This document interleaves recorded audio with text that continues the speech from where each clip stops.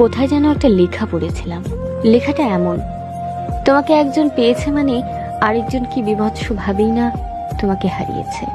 লেখাটা খুব ছোট, কিন্তু কথার গভীরতা পৃথিবী সমান বিশাল। কেউ একজন দিনের পর দিন, মাসের পর মাস, বছরের পর বছর কাউকে না পাওয়ার আক্ষেপ করে যাচ্ছে, অথচ অন্য কেউ কোনো আক্ষেপ ছাড়াই, সাধনা ছাড়াই তাকে নিজের করে পেয়ে গেল।